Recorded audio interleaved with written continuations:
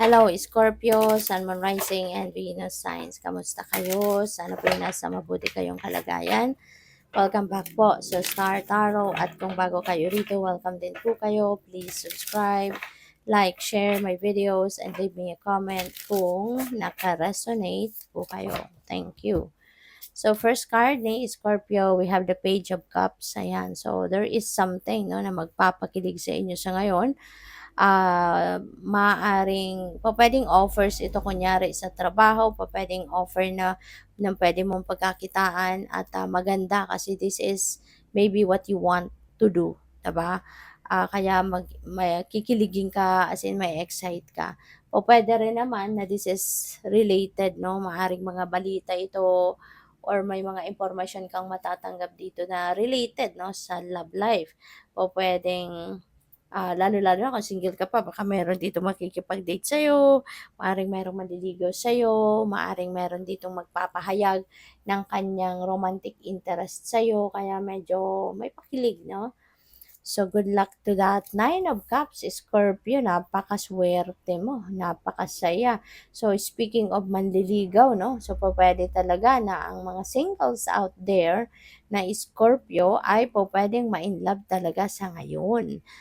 Oh my God, no, nakakakilig talaga. Kasi this is time for falling in love, no? Si 9 of Cups. Magiging masayang-masaya ka talaga. Alam mo, parang makakaramdam ka dito ng butterflies in the stomach, 'di ba? Na parang kinakabahan ka, pero kinikilig ka. Yung gano'n ba, naramdaman niyo na ba 'yun? So, 'yun, maaring may gano'ng ganap ang iba sa inyo lalo-lalo na kung kayo ay single pa, 'di ba? At, baka para doon sa inyo na wala pang love life, pupuwedeng ngayon magka-love life na kayo or puwedeng you will be on the way to relationship na. At ang maganda rin dito, kasi i-enjoy mo talaga 'no, yung next few days na ito kasi there are also wishes that are coming to fruition. So, pupuwedeng meron kayong mga heart's desires na paisa-isa, unti-unti, 'di ba, magka-come to fruition na, ibibigay na sa'yo ng Divine Universe, may experience mo na yung itong mga bagay na 'to na minimiti mo, 'di ba? So, what else? We have the Six of Swords. Si Six of Swords, moving on energy ito eh, no? Pero parang mabagal ang usad ng pagmo-move on mo na ito kasi pinag-iisipan mo din mabuti what are the next move na gagawin mo. Okay? Maaari na ito na yung simula din no, ng pagiging masaya mo, although hindi talaga mabilisan no, hindi instant na magiging masayang-masaya ka na, but at least 'di ba, meron ka ng gagawin para maging masaya ka. Kasi si Six of Swords, ano 'to, moving on from something na mahirap, nagkaroon ka dito ng sitwasyon, pinagdaanan mo yung challenging situation, toxic situation, mga gano'n. Pero ngayon napagdesisyonan mo na it's about time na for you to move on from this situation.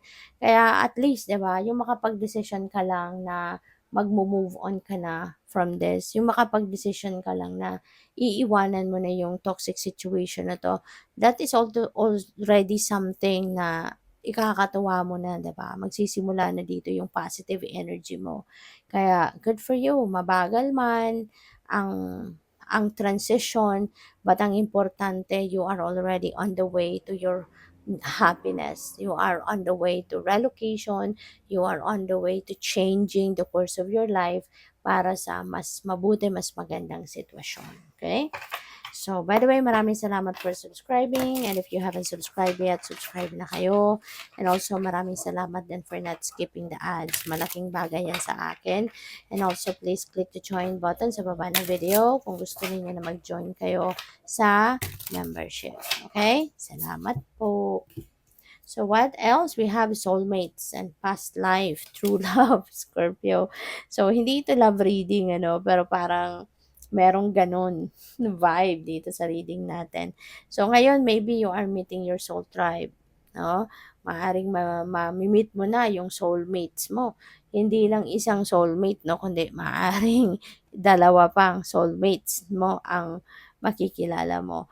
And yung soulmate natin kasi, just so you know, Scorpio, it's not only limited to becoming our romantic partner. Yung soulmate natin hindi lang sa nagiging love life mo, yung ka-love life mo, ka-love team mo yung tao. Sometimes, yung soulmate natin, best friend natin, sometimes nanay natin, magulang natin, kapatid, yung gano'n, no? Sometimes mentor natin, nagiging kaibigan matalik natin, yung gano'n. So, but now, po pwedeng since meron tayong true love, maaaring yung soulmate mo na makikilala mo sa ngayon could be your true love, could be someone na magiging mahal mo sa buhay. At since soulmates ito, so pwede rin ano, na may makikilala ka ditong soulmate mo din pero magiging best friend mo, magiging mentor mo, yung ganon, no? So, what else? We have, oh my God, luck is on your side. Ang swerte mo talaga ngayon, Scorpio. Talagang totoo ang kasabihan na when it rains, it pours, di ba? Kasi ito, may Nine of Cups ka that is already siksikliglig umaapaw na happiness na mararamdaman mo. Tapos yung swerte nandito sa side mo. So, there's so much of potential out there of becoming happy. Ang daming potential dito, no, na mangyayari na talaga magiging masayang-masaya ka. So, this is really a beautiful time para sa iyo, Scorpio. And also, good news. No, ang daming balitang magaganda, ang daming mangyayaring magaganda sa buhay mo at this time. So, we have blocked. Ayan, so silence. For some of you, maaaring ito rin yung gusto ninyo. Maaaring before kayo mag-move on sa sitwasyon na to, maaaring ito kayo. Gusto mo muna na mag-isip, gusto mo muna magnilay-nilay, magmuni-muni, gusto mong mapag-isa. Maybe you've gone through this first, no? This stage bago kayo nakapag-isip na okay, this is what I'm going to do na. 'Di ba? So, sometimes talaga or most of the time, maganda talagang nagso-solitude tayo, magandang nilalagay natin muna ang sarili natin into stillness para parang naano natin ang isip natin, nare-renew natin, nakakapagmuni-muni at nakakapag-isip tayo. So, yun, nagiging ano tayo, nagiging malinaw, no, ang isip natin. So, yun, parang, kasi dito, parang blinak mo muna yung mga tao, blinak mo muna yung kung ano-anong mga pinagkakabisihan mo, talagang wala, kahit gadget, 'di ba, wala siyang hawak. So, maaring talagang for few days siguro ganito ka, na hindi ka muna nagso-social media, hindi ka nag-e-entertain ng kausap, as in talagang, inano mo siya, nag-solitude ka talaga. You put yourself into silence, 'di ba? Para makapag-isip ka ng mabuti. And maaring ito yung naging ano mo, naging decision mo moving on. So good luck.